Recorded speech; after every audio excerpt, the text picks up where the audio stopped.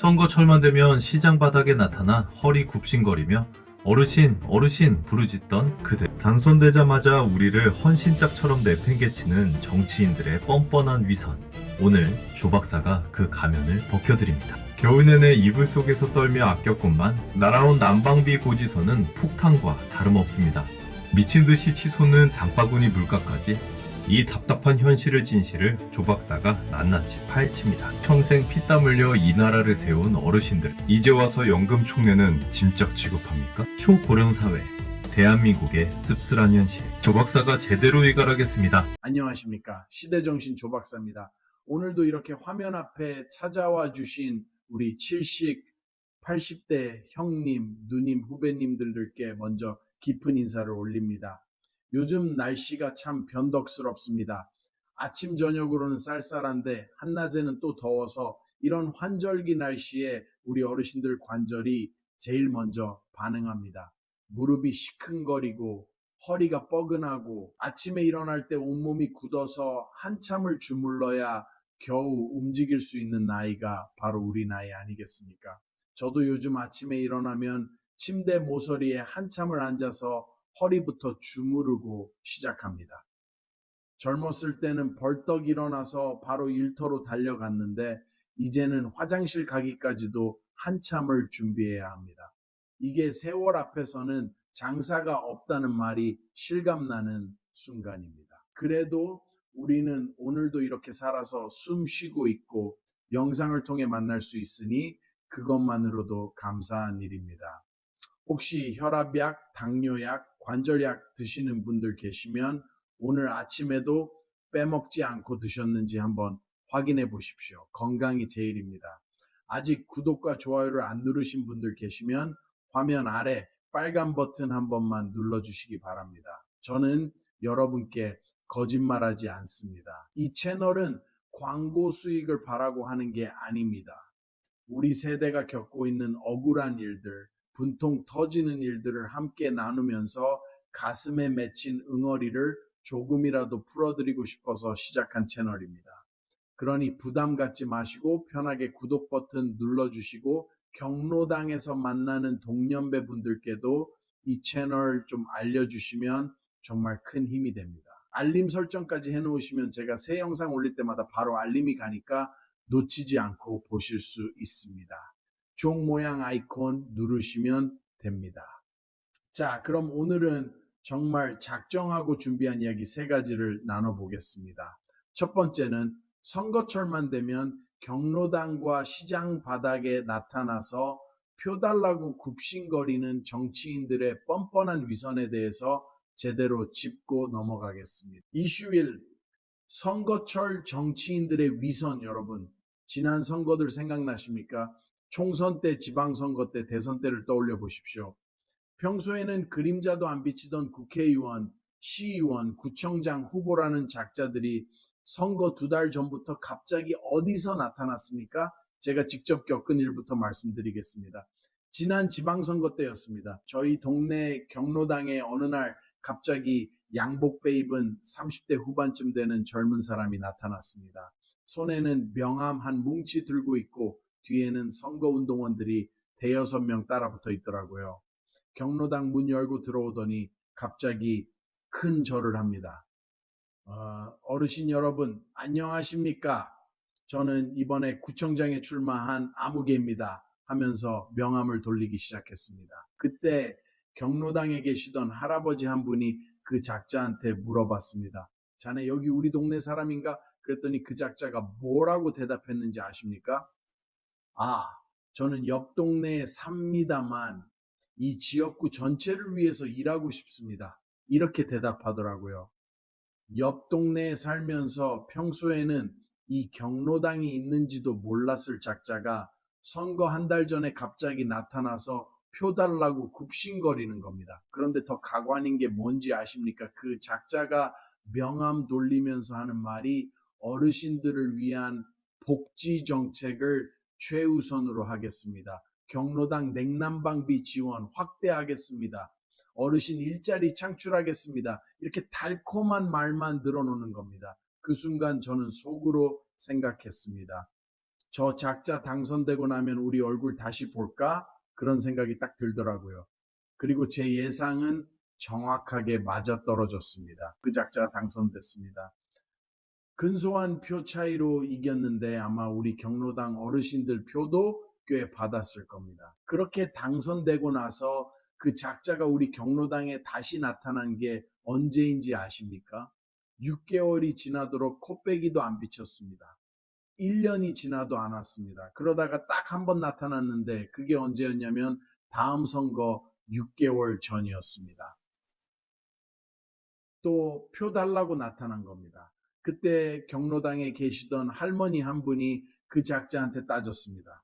자네, 지난번에 당선되고 나서 한 번도 안 왔잖아? 경로당 냉난방비 지원 확대한다고 했는데 뭐가 달라진 게 있나? 일자리 창출한다고 했는데 우리 중에 누가 일자리 얻었나? 이렇게 따지니까 그 작자가 뭐라고 대답했는지 아십니까?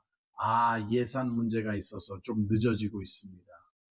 다음 임기에는 꼭 실현하겠습니다. 이렇게 또 이빨린 소리만 하더라고요. 저는 그 순간 정말 화가 머리끝까지 났습니다. 이 작자가 우리를 완전히 호구로 보고 있구나. 그런 생각이 들었습니다.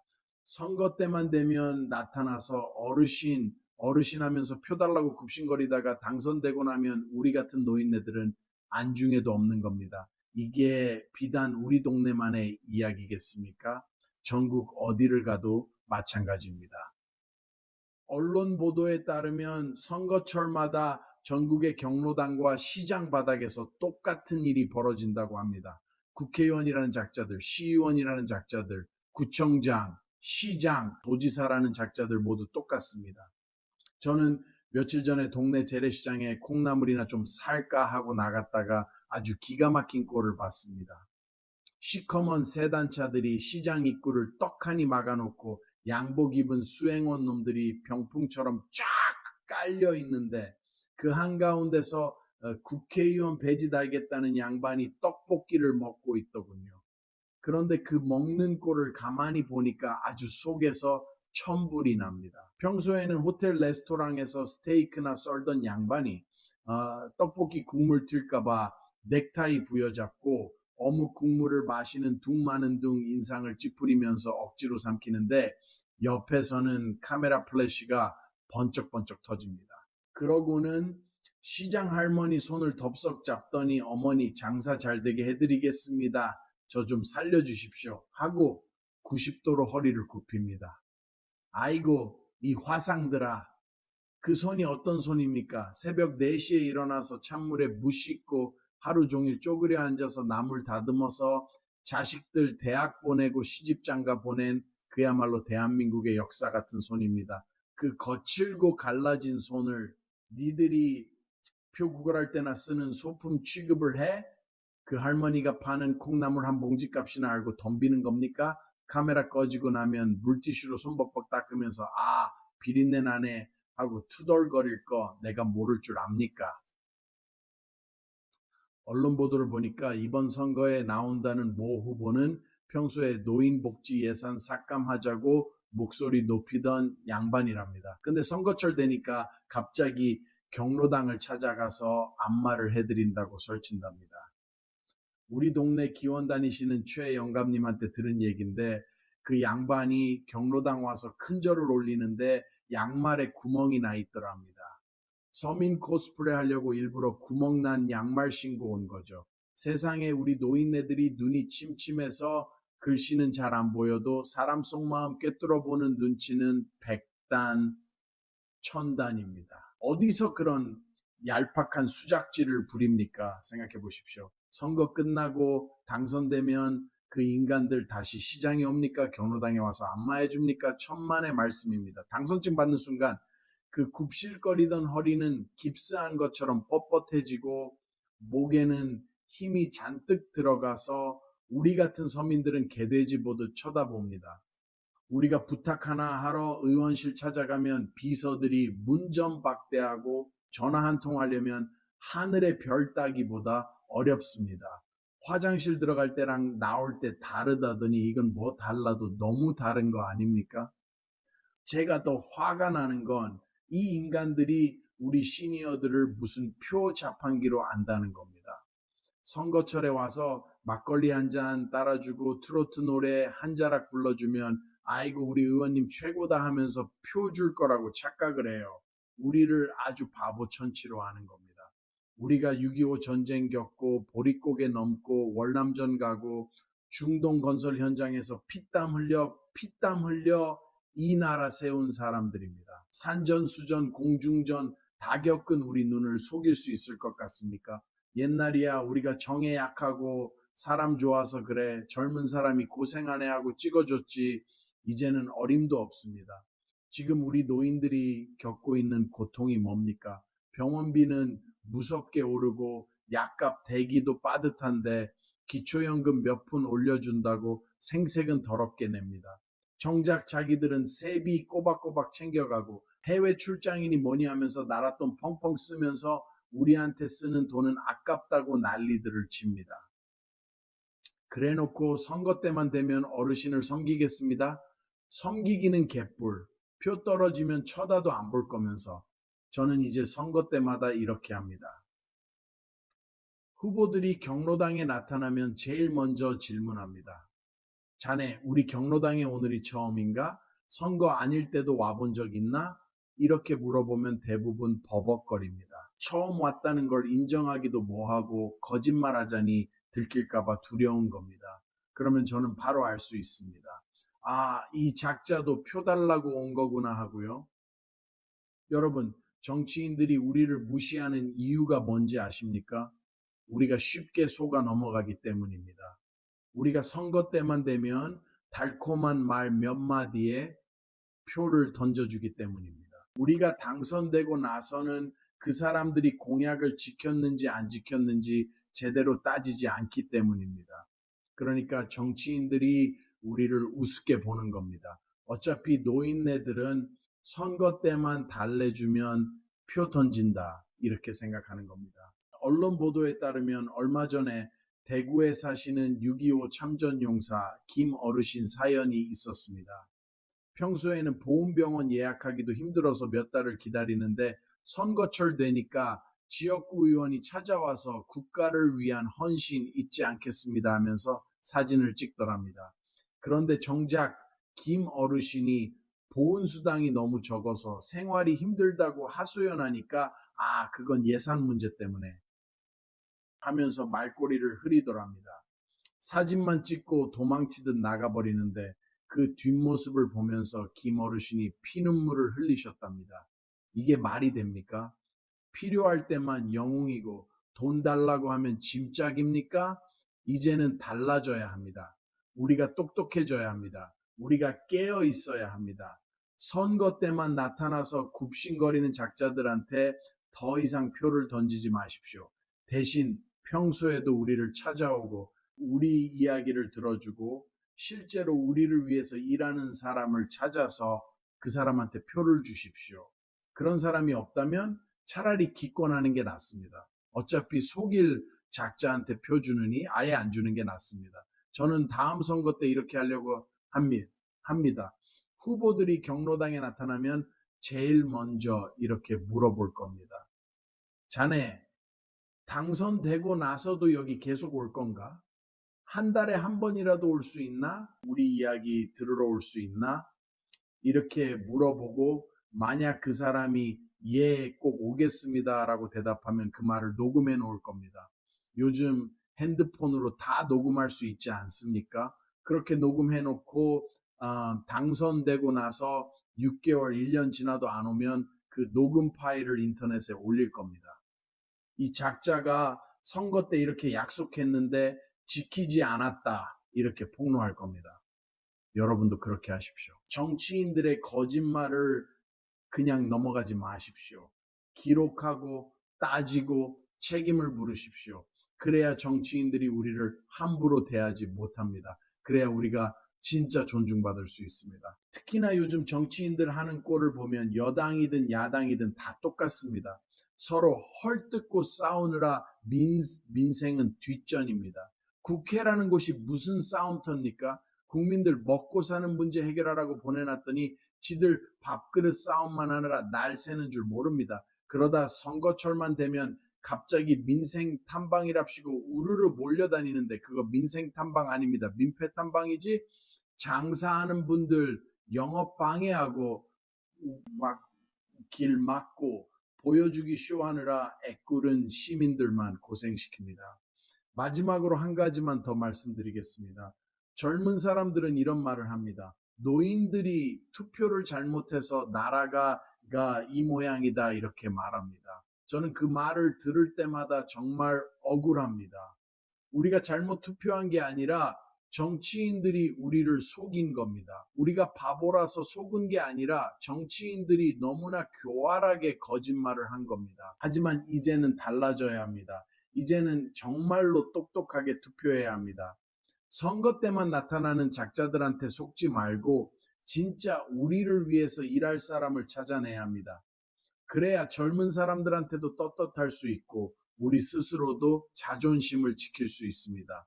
여러분, 다음 선거 때 꼭 기억하십시오. 선거 때만 굽신거리는 작자들한테 절대 표를 주지 마십시오. 평소에도 우리를 찾아오는 사람, 우리 이야기를 들어주는 사람, 실제로 우리를 위해서 일하는 사람을 찾아서 그 사람한테 표를 주십시오.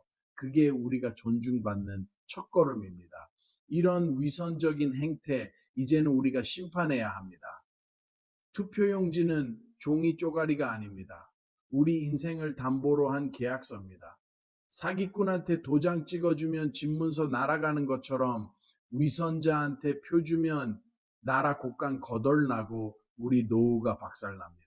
저들이 시장 바닥에 엎드려 절할 때 그 머리통을 보면서 생각하십시오. 니놈이 선거 끝나고도 이렇게 엎드릴 수 있나 보자 하고 말입니다. 제발 부탁인데 정치인 여러분, 쇼 좀 그만하십시오. 시장에서 떡볶이 먹을 시간에 국회에 앉아서 노인 빈곤율 해결할 법안이나 만드십시오. 경로당 와서 안마할 시간에 난방비 폭탄 맞아서 냉골에서 자는 독거노인들 전수조사나 하십시오. 그게 진짜 정치고 그게 진짜 어르신 공경입니다.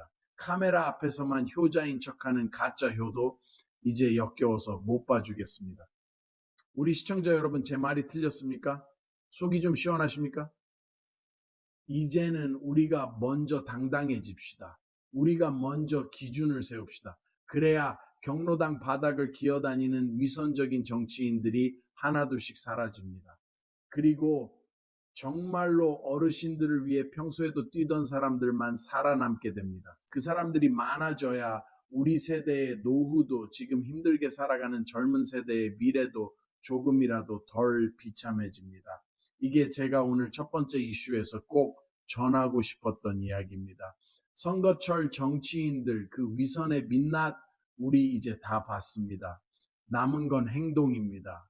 투표소에서 그리고 일상에서 우리가 주인이라는 걸 보여줍시다. 이어서 두 번째, 기가 막힌 현실입니다.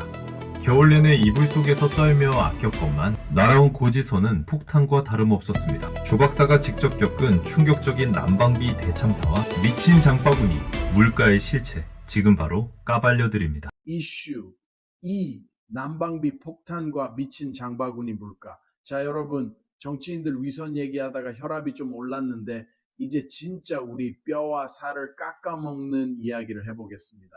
이번 겨울 여러분 집에 난방비 고지서 날아왔습니까? 저는 지난주에 우편함을 열었다가 그 자리에서 혼절할 뻔했습니다. 아니, 이게 뭡니까? 난방비가 무려 42만 원입니다. 42만 원. 저희 집이 무슨 경복궁입니까? 청와대입니까? 겨우 18평짜리 아파트에서 그것도 겨울 내내 보일러 온도 18도로 맞춰놓고 외출할 때는 무조건 꺼놓고 밤에는 내복 두 벌 껴입고 이불 속에 들어가서 떨면서 잤는데 42만 원이 나왔습니다. 제가 그 고지서를 들고 한참을 멍하니 서 있었습니다. 이게 잘못 나온 게 아닌가 싶어서 돋보기까지 쓰고 다시 봤습니다. 그리고 관리사무소에 전화를 걸었습니다. 여보세요. 우리 집 난방비가 이상하게 나왔는데 확인 좀 해주실 수 있습니까? 그랬더니 관리사무소 직원이 뭐라고 대답하는지 아십니까? 아, 어르신, 이번 겨울에 다들 그렇습니다. 가스비가 많이 올랐거든요. 어르신 댁만 그런 게 아니에요. 다들 그렇다고요? 그럼 다 같이 죽으면 괜찮다는 겁니까? 이게 무슨 위로입니까? 저는 그 순간 정말 기가 막혔습니다. 이게 꼭 우리 동네 얌체 이웃 같습니다. 여러분, 이런 이웃 하나쯤 있었을 겁니다. 겉으로는 웃으면서 지내는데 알고 보면 아주 교활하게 남의 걸 뜯어먹는 사람들 말입니다. 제가 옛날에 살던 동네에 그런 사람이 하나 있었습니다. 아파트 복도 끝집에 살던 양반이었는데 전기료 좀 아껴보겠다고 복도에 있는 공용 콘센트에다 자기 선풍기, 전기장판, 심지어는 전기 밥솥까지 꽂아 쓰더군요. 자기 집 전기는 아끼고 공용 전기요금으로 다 돌려버리는 겁니다.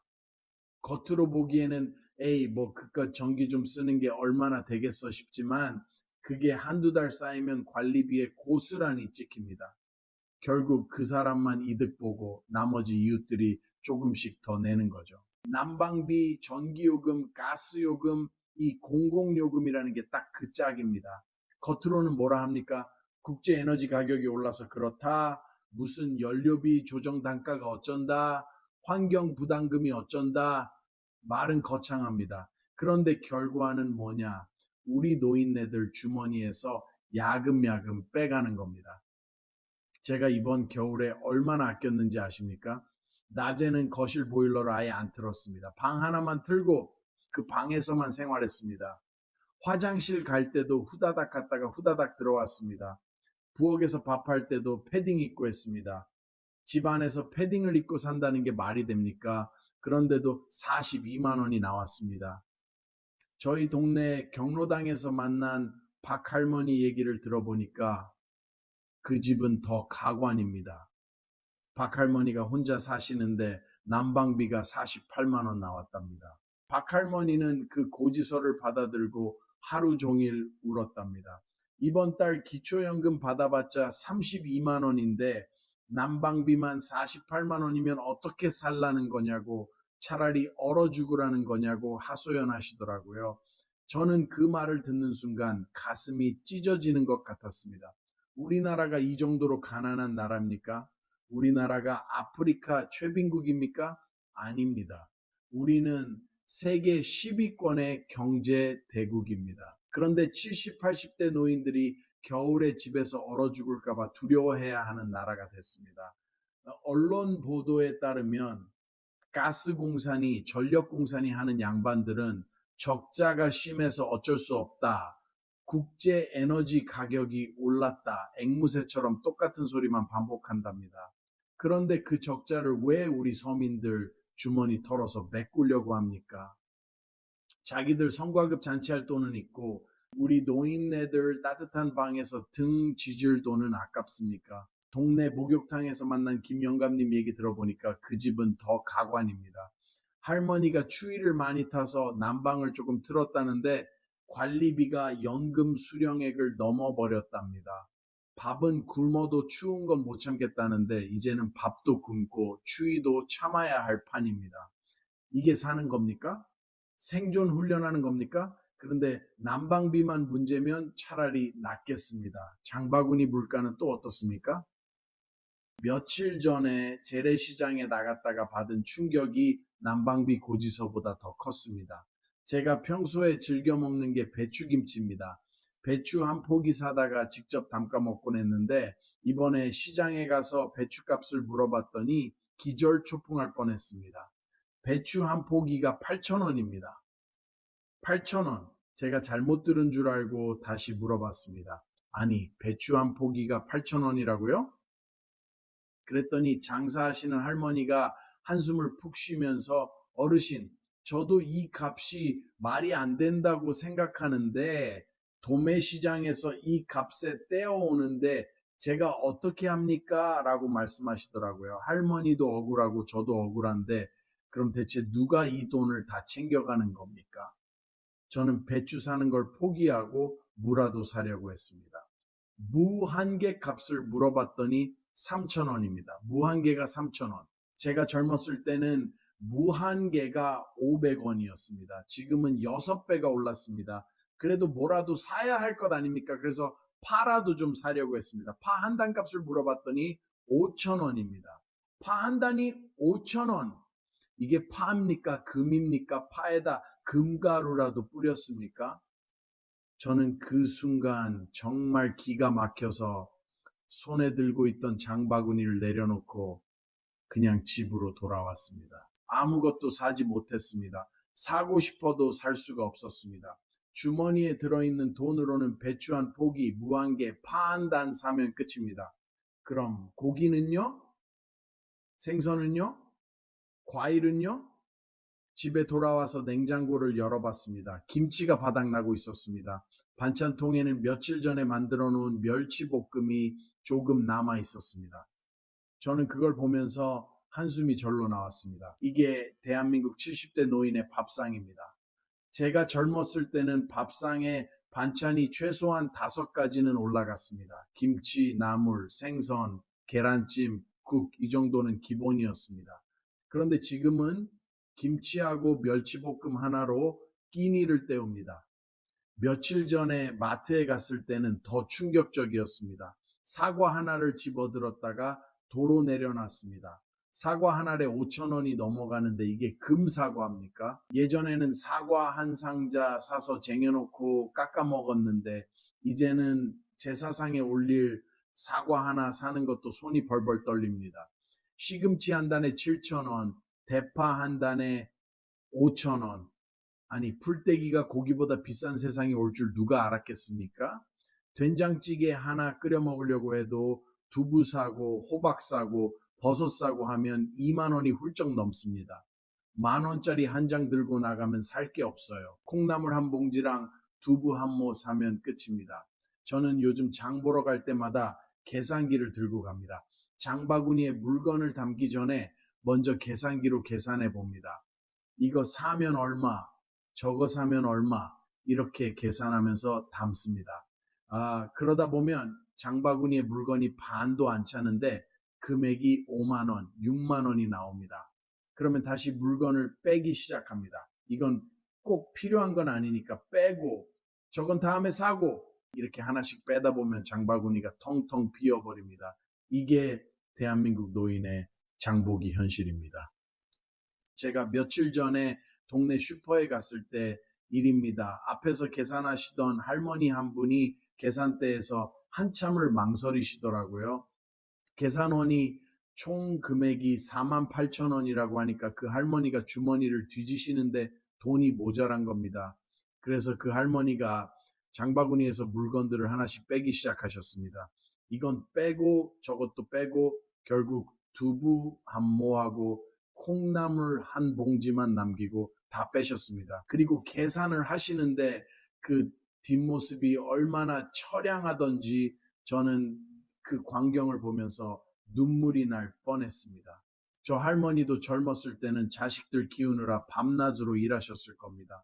그런데 이제 늙어서 두부 한 모, 콩나물 한 봉지 사는 것도 주머니 사정 따져가며 사야 하는 신세가 됐습니다. 언론 보도를 보니까 요즘 독거노인들 중에 하루 한 끼만 먹는 분들이 엄청나게 많답니다. 왜 한 끼만 먹는지 아십니까? 배가 안 고파서가 아닙니다. 돈이 없어서입니다. 세 끼 먹을 돈이 없으니까 한 끼로 버티는 겁니다. 그런데 정부에서는 뭐라고 합니까? 물가가 안정세다. 인플레이션이 잡혔다. 이런 소리를 합니다. 어디가 안정됐습니까? 누구 눈에 안정됐습니까? 청와대 식당 물가는 안정됐을지 몰라도 우리 서민들 밥상 물가는 하늘 높은 줄 모르고 치솟고 있습니다. 정치인들, 고위공직자들, 당신네들은 난방비 걱정해 본 적 있습니까? 마트 가서 사과 가격 보고 놀라서 내려놓은 적 있습니까?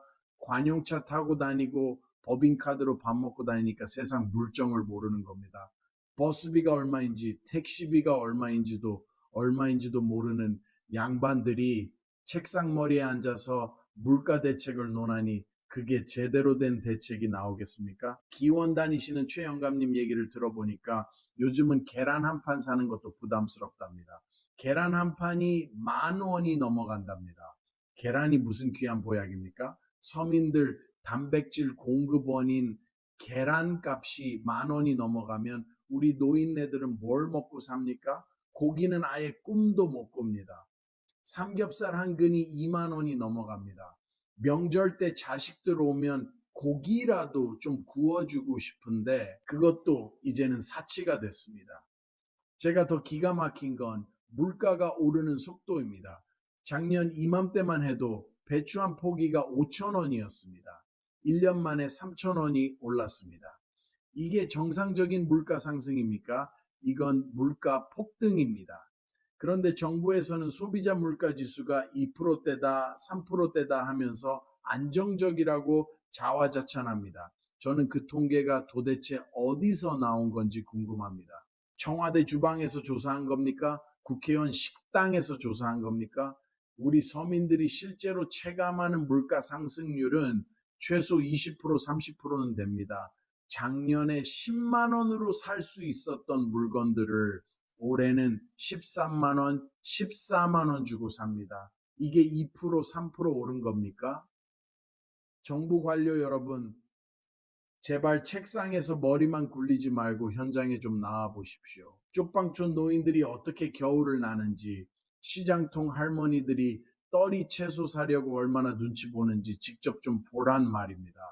이게 도대체 나라입니까? 나라라는 건 뭐냐? 최소한의 인간다운 삶을 보장해주는 장치 아닙니까? 겨울이면 얼지 않게 해주고 밥상에 밥과 김치, 국 한 그릇은 올릴 수 있게 해주는 게 나라입니다. 그런데 지금 현실은 어떻습니까? 난방은 사치가 됐습니다. 따뜻하게 자는 게 죄가 됐습니다. 집에서 반팔 입고 다니면 죄인입니다. 왜 이렇게 보일러를 틀었냐고 스스로를 자책해야 하는 세상이 됐습니다. 전기장판 하나 켜놓고 자도 죄책감이 듭니다. 아, 이거 한 달 뒤에 고지서에 찍혀 나오겠지. 그렇게 생각하니까 편하게 따뜻할 수도 없습니다. 밥상은 또 어떻습니까? 고기는 꿈도 못 꾸고 생선도 못 올리고 계란 프라이도 요즘은 아까워서 한 사람당 한 개씩도 못 올릴 지경입니다. 반찬은 점점 줄어들고 김치와 김, 멸치 그 세 가지가 돌아가면서 밥상을 지킵니다. 가끔 라면에 달걀 하나 풀어 먹으면 그게 잔치입니다. 그런데 TV를 틀면 뭐가 나옵니까? 누군가는 호텔 뷔페에서 쏟아지는 음식 앞에서 접시를 산처럼 쌓아놓고 누군가는 고급 스시집에서 1인분에 몇만 원, 몇십만 원짜리 초밥을 씹고 있습니다. 그들 입에는 이 나라 경제가 어렵습니다. 서민 물가가 부담입니다. 이런 말이 아주 쉽게 나옵니다. 입으로는 어렵다고 떠들면서 실제 삶은 전혀 어렵지 않은 사람들입니다. 그러면서도 정책을 만들고 세금을 정하고 공공요금 체계를 짜는 자리에 앉아 있습니다. 자기들이 멋대로 숫자를 정해놓고 그 숫자에 지친 우리에게는 이렇게 말합니다. 어쩔 수 없다. 전 세계가 다 그렇다. 국제 정세가 불안하다. 여러분, 이 말 저는 수십 년 동안 들었습니다. IMF 때도 전 세계가 어렵다더니 누가 길바닥에 나타났습니까? 서민들이었습니다. 월급쟁이들, 자영업자들, 그리고 우리 같은 노년층이 제일 먼저, 제일 크게 얻어맞았습니다. 지금도 같습니다. 전기, 가스, 난방비 조금만 올려도 부자들은 잘 모릅니다. 그냥 자동이체로 나가겠지 하고 신경도 안 씁니다. 하지만 우리는 한 달에 한 번씩 통장 정리하면서 숫자 하나하나를 손가락으로 짚어가며 봐야 합니다. 국민연금 들어온 거, 기초연금 들어온 거, 거기서 관리비 빠져나간 거, 약값, 병원비, 통신비, 그리고 마지막에 공공요금. 그러다 보면 남는 돈이 얼마입니까? 솔직히 말해 보십시오. 밥 세 끼 먹고 약 챙겨 먹고 나면 기초연금 조금, 국민연금 조금 받는 분들도 손에 쥐는 돈이 거의 없습니다. 그나마 손주들 용돈 좀 쥐어주고 나면 통장은 텅텅 비어 있습니다. 이런 상황에서 난방비 폭탄, 물가 폭등 이야기를 정책적 과제니 구조적 문제니 하면서 분석하는 전문가들을 보면 저는 속으로 이렇게 말합니다. 그래, 너는 평생 안 추워봤구나. 라면 국물에 밥 말아 먹으면서 다음 달 카드값 걱정해 본 적 없지? 이렇게요. 나라가 나라답지 못한 이유가 바로 여기 있습니다. 국민의 추위와 배고픔을 숫자로만 보는 겁니다. 통계로만 보는 겁니다. 언론 보도에 따르면 우리나라 노인 빈곤율이 OECD 꼴찌 수준입니다. 노인 셋 중 한 명이 빈곤, 넷 중 한 명은 극빈, 이런 말이 심심치 않게 나옵니다. 정책을 만드는 양반들이 뭐라고 합니까? 어르신들의 삶이 그만큼 어렵다는 것을 잘 알고 있습니다. 대책을 마련하겠습니다. 이렇게 말합니다. 이 말도 저는 수백 번 들었습니다. 그런데 막상 나오는 대책은 뭐냐? 공공요금을 조금 늦게 내도 되게 해주겠습니다. 분할 납부를 허용하겠습니다. 납부 유예 제도를 확대하겠습니다. 아니, 왜 우리가 납부를 유예해야 합니까? 왜 우리가 빚쟁이가 되어야 합니까? 난방 좀 했다고, 전기 좀 썼다고 우리가 채무자 취급을 받아야 합니까? 이게 도대체 나라입니까?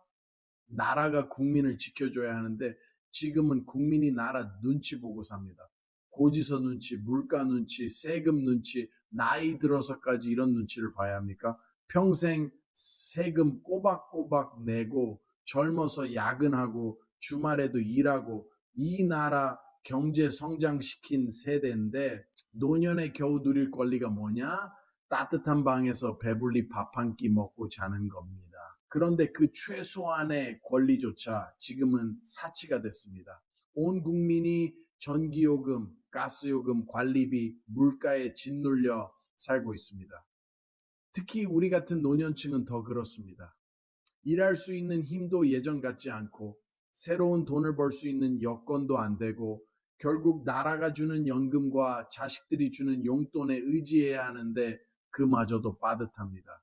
여러분, 우리 함께 목소리를 내야 합니다. 이런 현실을 그냥 참고만 있으면 안 됩니다. 정부에 요구해야 합니다. 국회의원들한테 따져야 합니다. 우리가 이렇게 힘들게 살고 있다는 걸 알려야 합니다. 그래야 뭔가 바뀝니다. 그래야 조금이라도 나아집니다. 침묵하면 아무것도 바뀌지 않습니다. 우리가 먼저 나서야 합니다. 우리가 먼저 외쳐야 합니다.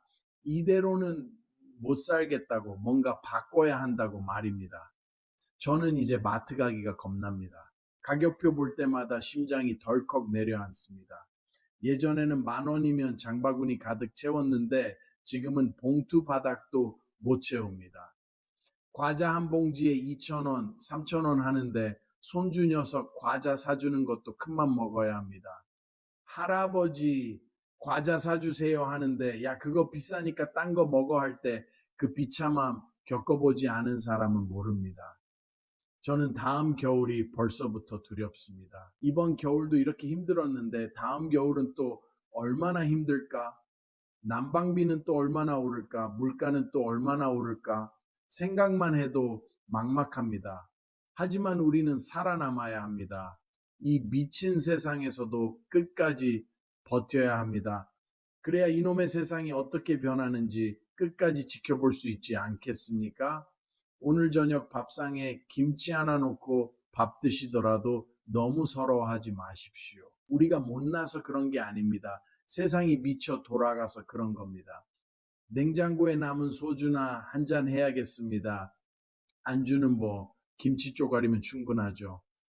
여러분도 오늘 밤 따뜻하게 주무시고 건강 챙기십시오. 살아남는 게 이기는 겁니다. 그리고 마지막 가슴 먹먹한 세 번째 이야기입니다. 맨주먹으로 한강의 기적을 일궈낸 주역들.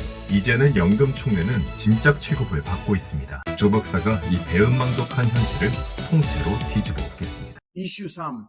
초고령 사회 노인 소외 현상. 자, 여러분. 난방비 폭탄, 물가 폭등 이야기하다 보니 속이 벌벌 끓어오르는데 이제는 정말 제 가슴에 맺힌 한을 토해내야겠습니다. 바로 우리 노인들이 이 사회에서 어떤 취급을 받고 있는지 그 씁쓸하고 분통 터지는 현실에 대한 이야기입니다. 여러분 요즘 젊은 사람들이 인터넷에 뭐라고 쓰는지 아십니까? 처음에는 제가 믿기지 않았습니다. 경로당에서 만난 한 할아버지가 손자한테 핸드폰 빌려서 인터넷을 좀 봤다는데 그날 밤 잠을 못 주무셨답니다. 왜 그러냐고 물어봤더니 우리 노인들을 뭐라고 부르는지 보고 기절할 뻔하셨답니다. 틀딱충, 연금도둑, 노인네들 때문에 나라 망한다. 빨리 정리해야 한다. 이런 말들이 버젓이 인터넷 곳곳에 올라와 있답니다. 제가 처음 그 얘기를 들었을 때는 귀를 의심했습니다. 설마 그럴 리가 있나 싶었는데 제 조카한테 물어봤더니 사실이더라고요. 인터넷 커뮤니티라는 곳에 가면 우리 노인들을 혐오하는 글들이 수두룩하답니다. 그 순간 저는 정말 기가 막혔습니다. 우리가 뭘 잘못했습니까? 우리가 무슨 죄를 지었습니까? 우리는 이 나라가 폐허였을 때 맨손으로 이 나라를 일으켰습니다. 6.25 전쟁이 끝나고 나서 이 땅에 남은 게 뭐가 있었습니까? 아무것도 없었습니다. 폭격으로 건물은 다 무너지고 공장은 다 부서지고 사람들은 다 굶주렸습니다. 그때 우리가 뭘 했습니까? 새벽 4시에 일어나서 밤 12시까지 일했습니다. 쉬는 날이 뭔지도 몰랐습니다. 일요일, 명절 그런 거 따지지 않고 무조건 일했습니다. 독일 광산에 가서 석탄가루 마시며 일했고 간호사로 가서 시체 닦으며 외화 벌어왔습니다. 월남전 정글에서 목숨 걸고 싸웠고 중동 뜨거운 사막에서 모래바람 맞으며 건설 현장 누볐습니다. 손에 굳은 살이 박히고 허리가 휘고 무릎이 망가져도 일했습니다. 왜 그렇게 일했습니까? 자식들 굶기지 않으려고, 자식들 학교 보내려고, 이 나라를 조금이라도 더 나은 나라로 만들려고 그렇게 일한 겁니다. 그 피와 땀으로 만든 게 지금의 대한민국입니다. 세계 10위권 경제대국, K컬천이 뭐니 하면서 전 세계가 부러워하는 나라, 그거 누가 만들었습니까? 바로 우리 세대입니다. 그런데 이제 와서 우리 보고 뭐라고 합니까? 연금충이라고 합니다. 지하철 공짜로 탄다고 눈치 줍니다. 병원 많이 간다고 건보료 축낸다고 욕합니다. 세상에 이런 배은망덕한 경우가 어디 있습니까? 이게 현대판 고려장입니다. 옛날에는 산에다 버렸는데 지금은 사회적으로 매장시켜 버리는 겁니다. 며칠 전에 제 채널에 댓글 하나가 달렸습니다. 부산에 사시는 70대 김 어르신의 사연입니다. 김 어르신은 젊은 시절 원양어선 타면서 평생을 바다 위에서 보내셨답니다. 파도와 싸우며 뱃멀미를 참아가며 벌어온 돈으로 자식들 대학 보내고 집 장만해주고 다 하셨답니다. 그 거친 바다에서 목숨 걸고 고기 잡으며 가족들 먹여 살리셨던 분입니다. 그런데 은퇴하고 나니 남은 게 없더랍니다. 몸은 여기저기 쑤시고 아픈데 자식들은 명절 때나 한번 얼굴 비치고 맙니다. 그것도 의무적으로 마지못해서 오는 게 눈에 뻔히 보이더랍니다. 얼마 전에는 며느리가 전화를 해서 아버님 요양병원 알아보시는 게 어때요? 저희도 살기가 팍팍해서 모시기가 힘들어요 라고 했답니다. 김 어르신은 그 전화를 끊고 한참을 우셨답니다. 내가 너희들 키우려고 뱃멀미 참아가며 고기 잡았는데 이제 와서 나를 병원에 가두려고 하느냐는 생각이 들어서 억장이 무너졌답니다. 그래서 저한테 이렇게 물으셨습니다. 조 박사님, 제가 잘못 산 겁니까? 제가 자식들한테 짐이 된 겁니까? 저는 그 댓글을 보고 가슴이 너무 아파서 한참 동안 답글을 달 수가 없었습니다. 김 어르신이 뭘 잘못했습니까?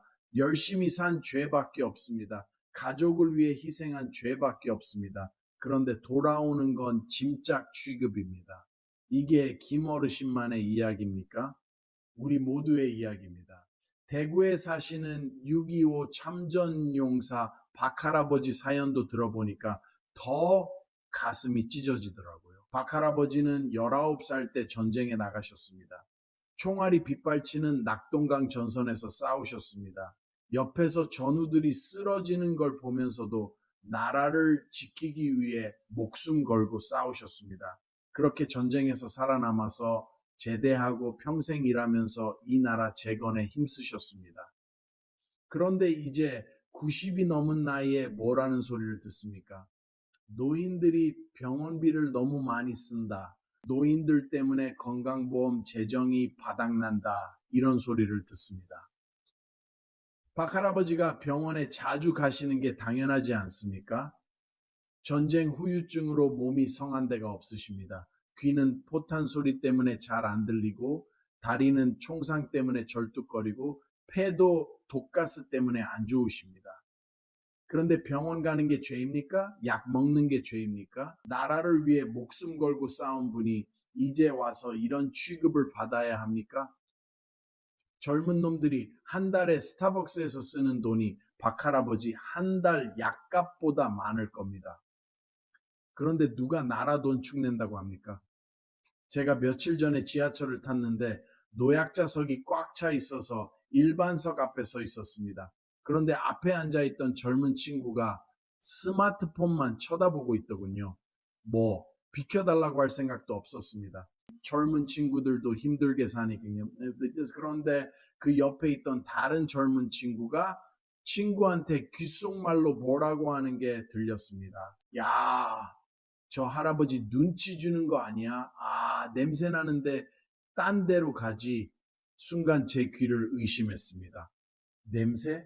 내가 냄새가 난다고? 아침에 깨끗하게 씻고 나왔는데 무슨 냄새가 난다는 거야? 너무 충격을 받아서 다음 정거장에서 바로 내렸습니다. 화장실 가서 거울을 보는데 제 모습이 너무 처량해 보이더군요. 우리가 냄새나는 존재입니까? 우리가 혐오스러운 존재입니까? 그 냄새라는 게 뭡니까? 평생 치열하게 살아온 세월의 흔적 아닙니까? 땀 냄새, 파스 냄새, 약 냄새, 그게 다 가족들 먹여 살리고 나라 지키느라 생긴 훈장 같은 냄새 아닙니까? 그런데 그걸 더럽다고 피하고 혐오하고 조롱합니다. 인터넷 댓글 보면 더 가관입니다. 노인들 투표권 박탈해야 한다. 운전면허 뺏어야 한다. 지하철 무임승차 폐지해야 한다. 아주 노인들을 사회악으로 몰아갑니다. 심지어 카페나 식당에 노시니어 존이라는 팻말이 붙는다는 뉴스도 봤습니다. 60세 이상은 출입 금지랍니다. 냄새나고 시끄럽고 분위기 망친다고 오지 말랍니다. 세상에 개나 고양이도 출입 가능한 카페가 있는데 사람이 나이 먹었다고 출입을 막습니까? 이게 말이 됩니까? 이런 썩어 빠진 정신머리를 가진 사장놈들한테 한마디 하겠습니다. 야, 이놈들아, 니들은 안 늙을 것 같냐? 니들 부모는 없냐? 니들이 지금 누리는 그 자유와 풍요 다 우리가 피땀 흘려 만들어준 거야. 우리가 없었으면 니들은 지금도 꿀꿀이 죽 먹고 있었을지도 몰라. 은혜를 원수로 갚아도 유분수지 어디 감히 어르신들을 문전박대해. 니들이 늙어서 똑같은 취급당해봐야 정신 차리지. 그때 가서 아이고 서러워라 해봤자 소용없다. 언론 보도에 따르면 요즘 젊은 세대들 사이에서 세대 갈등이 심각하다고 합니다. 젊은 사람들은 노인들이 연금을 너무 많이 받아간다고 불만입니다. 자기들은 나중에 연중에 연금을 제대로 못 받을 것 같은데 지금 노인들은 자기들이 낸 것보다 훨씬 많이 받아간다는 겁니다. 저는 그 말을 들을 때마다 정말 억울합니다. 우리가 연금을 공짜로 받는 줄 압니까? 우리도 젊었을 때 연금 보험료 냈습니다. 월급에서 떼어갔습니다. 그때는 그 돈이 얼마나 아까웠는지 모릅니다. 한 푼이라도 아껴서 자식들 밥 사주고 싶었는데 연금 보험료라고 떼어가니까 속이 쓰렸습니다. 그래도 나라에서 나중에 노후를 보장해 준다고 하니까 그 말을 믿고 보험료를 냈습니다. 그런데 이제 와서 그 연금 받는 게 죄가 됐습니까? 우리가 도둑질한 겁니까? 우리가 정당하게 받을 권리가 있는 돈입니다. 우리가 젊었을 때 낸 돈을 돌려받는 겁니다. 더 기가 막힌 건 우리가 받는 연금이 얼마나 되는지 아십니까? 국민연금 평균 수령액이 한 달에 60만 원도 안 됩니다.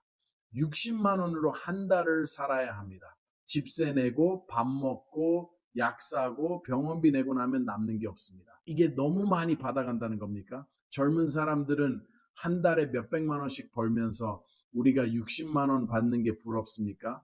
우리가 카페에서 커피 한 잔 마시는 것도 아까워서 못 마시는데 젊은 사람들은 매일 스타벅스 가서 6,000원, 7,000원짜리 커피 마시면서 우리 보고 연금 축낸다고 합니까? 우리는 이 나라의 빚쟁이가 아닙니다. 우리는 이 나라의 채권자입니다.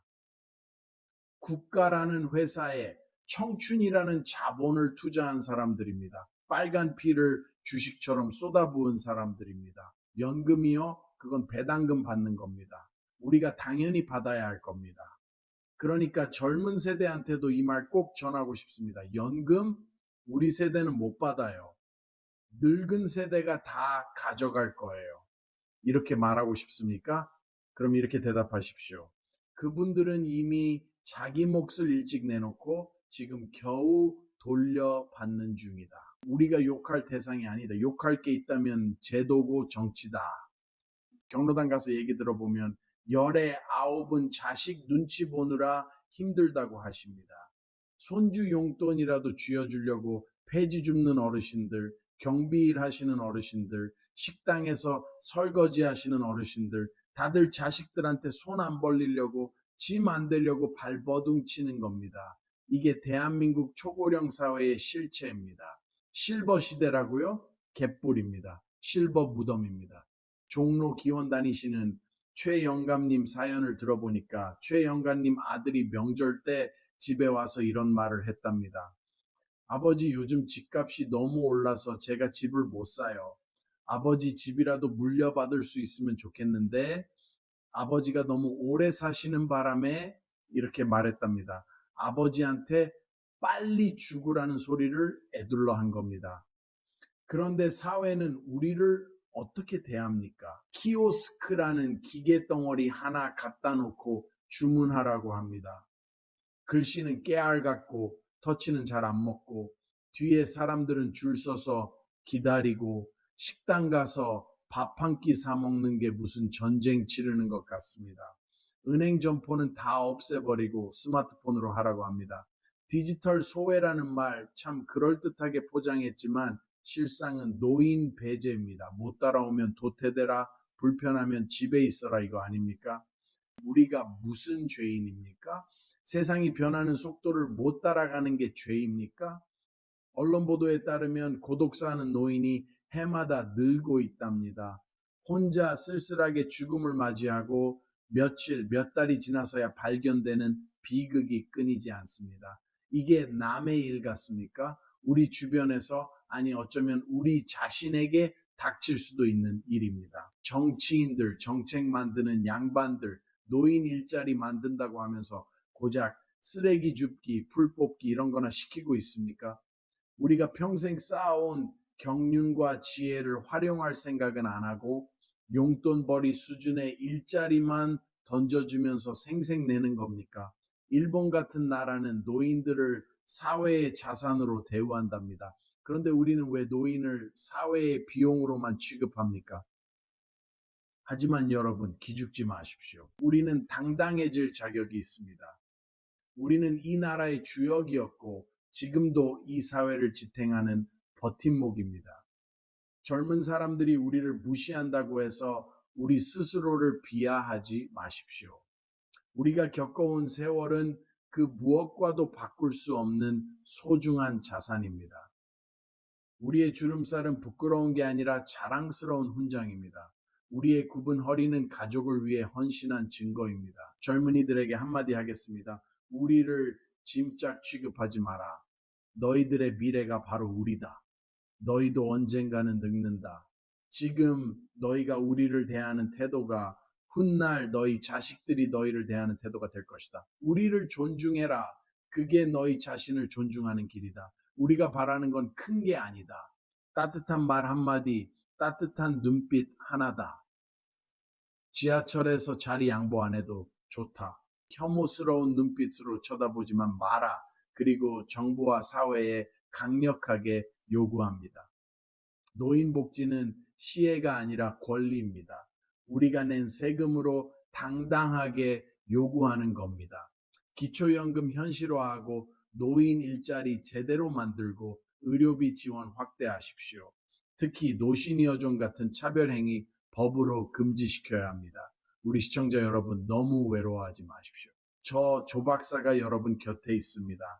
이 채널이 여러분의 사랑방이고 제가 여러분의 말동무입니다.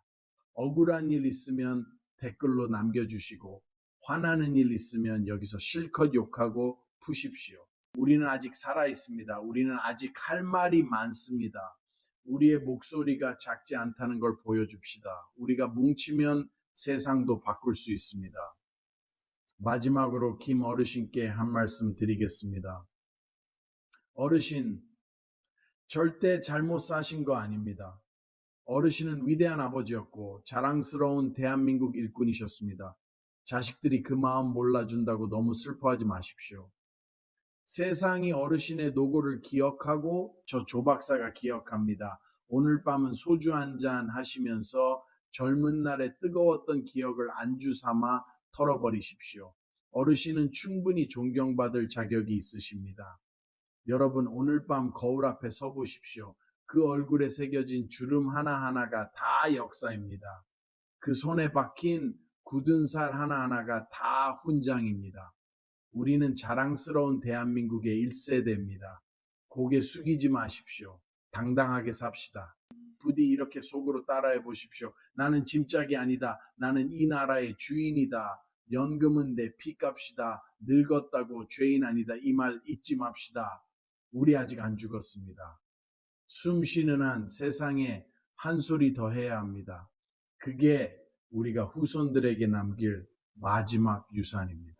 조 박사의 알짜 수첩자 여러분, 오늘 3가지 이슈를 다루면서 제 혈압이 한 200까지 올라간 것 같은데 이제 좀 진정하고 헛기침 한번 하겠습니다. 에헴, 물 한 모금 마시고 후, 이제 좀 살 것 같네요.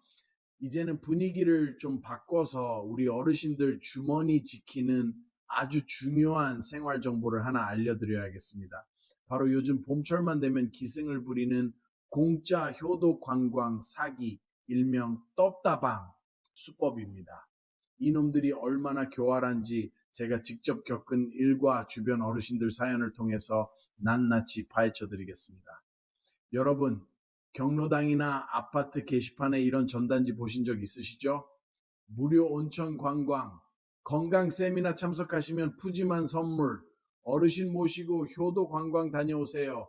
이런 달콤한 말들로 가득한 전단지 말입니다. 저도 얼마 전에 우리 동네 경로당 앞에서 그런 전단지를 받았습니다. 전단지를 보니까 참 그럴듯합니다. 충주 온천 1박 2일 무료 초대, 중식 뷔페 제공, 건강검진 무료, 푸짐한 기념품 증정, 세상에 이런 좋은 일이 어디 있나 싶었습니다. 그런데 제가 70년 넘게 살면서 배운 게 하나 있습니다. 세상에 공짜는 없다는 겁니다. 우리 동네 이 할머니가 그 무료 관광에 딸과 함께 다녀오셨는데 돌아오시자마자 경로당에 와서 하소연을 하셨습니다. 아이고, 내가 그걸 왜 갔는지 모르겠어. 완전히 사기당한 기분이야. 이 할머니 말씀을 들어보니까 이렇습니다. 아침 일찍 7시에 집 앞으로 관광버스가 왔답니다. 버스에 타니까 할머니, 할아버지들이 한 40명쯤 타고 있더랍니다. 다들 공짜 관광 간다고 신이 나 있었답니다. 버스가 출발하자마자 진행자라는 젊은 여자가 마이크를 잡더랍니다. 어르신 여러분 안녕하세요. 오늘 즐거운 시간 되시라고 저희가 특별히 준비했습니다. 그러면서 노래도 부르고 게임도 하고 분위기를 띄우더랍니다. 그런데 온천장에 도착해서 점심을 먹고 나니까 분위기가 바뀌더랍니다. 자, 어르신 여러분, 이제 건강 세미나 시간입니다. 2층 강당으로 올라가 주세요. 올라가니까 무대가 쫙 깔려 있고 조명도 번쩍번쩍하고 음향도 엄청나게 크게 틀어놓았더랍니다. 그리고 흰 가운을 입은 남자가 나타나더랍니다. 자기를 박사라고 소개하면서 건강에 대한 강의를 시작했답니다. 처음에는 그럴듯했답니다. 어르신들 나이가 들면 혈관이 막힙니다. 관절이 약해집니다. 면역력이 떨어집니다. 이런 이야기를 하는데 다들 고개를 끄덕이더랍니다. 그런데 그 다음부터가 문제였답니다. 그 박사라는 사람이 갑자기 건강식품을 꺼내 들더랍니다. 이 제품은 혈관을 청소해 줍니다. 이 제품은 관절을 튼튼하게 해줍니다. 이 제품은 암도 예방합니다. 이렇게 말하면서 제품을 선전하기 시작했답니다. 그런데 그 가격이 얼마인지 아십니까? 한 상자에 300만 원입니다. 300만 원. 이 할머니는 그 가격을 듣고 기겁을 했답니다. 그런데 더 기가 막힌 건 그 박사라는 사람이 이렇게 말하더랍니다. 어르신들, 오늘만 특별히 100만 원 할인해 드립니다. 200만 원에 드립니다. 그리고 지금 바로 구매하시는 분들께는 한 상자 더 드립니다. 그러면서 분위기를 엄청나게 띄우더랍니다. 음악도 크게 틀고 조명도 번쩍번쩍하고 옆에서 진행자들이 지금 사세요! 이 기회 놓치지 마세요! 하고 소리를 지르더랍니다. 그러니까 어르신들이 하나둘씩 넘어가기 시작하더랍니다. 40명 중에 25명이 그 제품을 샀답니다. 한 사람당 평균 200만 원씩 샀으니까 총 5천만 원입니다. 하루 만에 5천만 원을 벌어간 겁니다. 여러분, 이런 수법에 절대 넘어가시면 안 됩니다. 제가 지금부터 이런 사기꾼들의 수법과 완벽한 대처법을 단계별로 알려드릴 테니까 귀 기울여 들으시고 꼭 기억하십시오. 첫 번째, 무료라는 말에 속지 마십시오. 세상에 공짜는 없습니다. 무료 관광, 무료 건강검진, 무료 식사 이런 말로 유혹하면 일단 의심하십시오. 버스 기름값은 누가 냅니까? 가이드 인건비는 누가 줍니까? 점심값은 누가 계산합니까? 답은 하나입니다. 나중에 어르신들 지갑에서 나온다는 겁니다. 두 번째, 박사, 교수, 전문가라는 타이틀을 함부로 믿지 마십시오. 진짜 의사나 박사라면 그런 떴다방 장사를 할 이유가 없습니다. 대부분 가짜입니다. 흰 가운 입었다고 청진기 걸었다고 다 의사가 아닙니다. 진짜 의사는 절대 이거 먹으면 암이 낫는다, 관절이 한 방에 좋아진다 이런 말 안 합니다. 세 번째, 분위기에 휩쓸리지 마십시오. 이 사기꾼들이 제일 잘하는 게 분위기 띄우기입니다. 음악 크게 틀고 조명 번쩍이고 사람들 박수치게 만들고 지금 안 사면 후회합니다. 마지막 기회입니다. 이렇게 조급하게 만듭니다. 유튜버들 절대 그 자리에서 결정하지 마십시오. 네 번째, 주변 사람들이 산다고 해서 따라 사지 마십시오. 그 사람들 중에 일부는 미리 심어놓은 가짜 손님일 수도 있습니다. 이런 사기꾼들은 10명 중에 2~3명은 자기 사람을 심어놓습니다. 그 사람들이 먼저 벌떡 일어나서 나 산다 하고 외치면 다른 사람들도 따라서 사게 만드는 겁니다. 다섯 번째, 현장에서 카드 긁지 마십시오. 만약 정말로 그 제품이 필요하다고 생각되면 일단 집에 돌아가서 자식들하고 상의하십시오. 인터넷으로 그 제품을 검색해 보십시오. 가격 비교도 해보시고 후기도 읽어보십시오. 그러면 대부분 사기라는 걸 알게 됩니다. 여섯 번째, 전화번호를 함부로 주지 마십시오. 이런 사기꾼들은 한번 전화번호를 받으면 끝없이 전화를 합니다. 어르신, 지난번에 관광 오셨잖아요. 이번에 더 좋은 상품 나왔어요. 이렇게 계속 귀찮게 합니다. 일곱 번째, 혹시라도 그 자리에서 샀다면 집에 돌아와서 바로 소비자 보호원에 신고하십시오. 방문 판매법에 따르면 14일 이내에는 무조건 환불받을 수 있습니다. 제품을 뜯었든 안 뜯었든 상관없습니다. 14일 이내면 무조건 환불입니다. 소비자 상담센터 국번 없이 1372번으로 전화하시면 됩니다. 여덟 번째, 주변 어르신들한테도 이 사실을 알려주십시오. 경로당 가시면 이런 이야기를 나누십시오. 요즘 무료 관광 빙자한 사기가 많으니까 조심하세요. 이렇게 서로 정보를 공유해야 피해를 줄일 수 있습니다. 언론 보도에 따르면 이런 똑다방 사기로 피해를 입는 어르신들이 한 해에 수천 명이 넘는답니다. 피해 금액도 수백억 원에 달한답니다. 그런데 대부분의 어르신들이 창피해서 신고를 안 하신답니다. 그러면 안 됩니다. 속았으면 바로 신고하십시오. 창피한 게 아닙니다. 사기꾼이 나쁜 겁니다. 특히 요즘은 무료 관광뿐만 아니라 여러 가지 방법으로 접근한답니다. 무료 건강검진 해준다고 집으로 찾아오기도 하고 경로당에 와서 공짜로 안마기 체험시켜준다고 하기도 하고 심지어는 교회나 성당을 통해서 접근하기도 한답니다. 모든 형태의 공짜를 의심하십시오. 여러분, 제발 조심하십시오. 우리가 평생 모은 돈, 피땀 흘려 번 돈을 이런 사기꾼들한테 빼앗기면 안 됩니다. 자식들 물려줄 돈도 아니고 병원비로 쓸 돈도 아니고 그냥 사기꾼 배불리는 데 쓰이는 겁니다. 그러니까 아무리 달콤한 말로 유혹해도 절대 넘어가지 마십시오. 만약 주변에 이런 관광 다녀오신 분이 있으면 꼭 물어보십시오. 거기서 뭘 팔던가요? 돈 쓰셨어요? 이렇게 물어보고 만약 돈을 쓰셨다면 바로 환불받으라고 알려주십시오.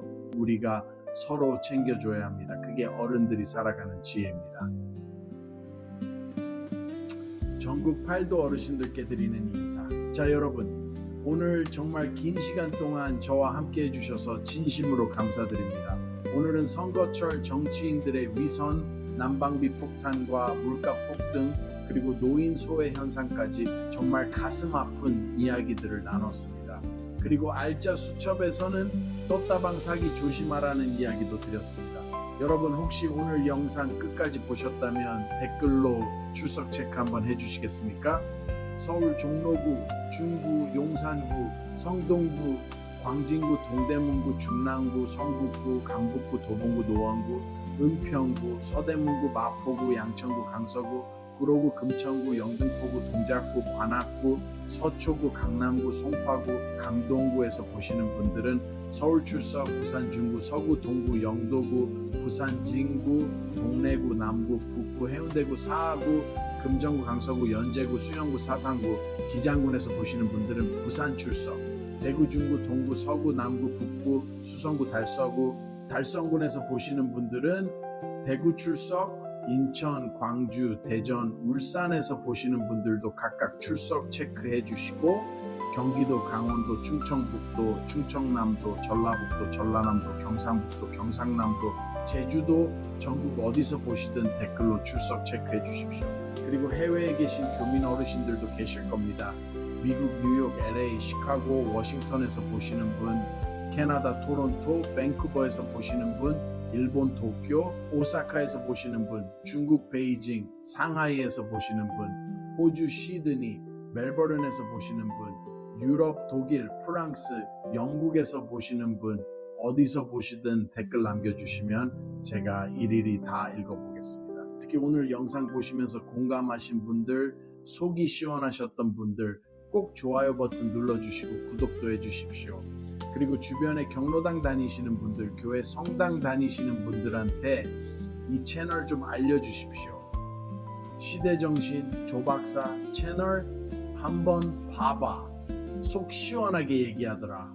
이렇게 말씀해 주시면 정말 감사하겠습니다. 여러분, 제가 늘 말씀드리지만 이 나라의 진짜 기둥은 바로 여러분입니다. 정치인도 아니고 재벌도 아니고 바로 평범한 서민, 평생 성실하게 살아온 우리 어르신들이 이 나라의 진짜 주인입니다. 그 사실을 절대 잊지 마십시오. 비록 세상이 우리를 무시하고 젊은 사람들이 우리를 짐짝 취급해도 우리는 당당합니다. 우리는 자랑스럽습니다. 우리가 없었으면 지금의 대한민국도 없습니다. 그 자부심을 가지고 오늘도 힘차게 살아가십시오. 건강 챙기시고 약 잘 챙겨 드시고 밥 잘 드시고 따뜻하게 주무십시오. 그리고 다음 영상에서 또 뵙겠습니다. 저 조박사는 언제나 여러분 곁에 있습니다. 여러분의 말동무, 여러분의 대변인 조박사였습니다. 감사합니다.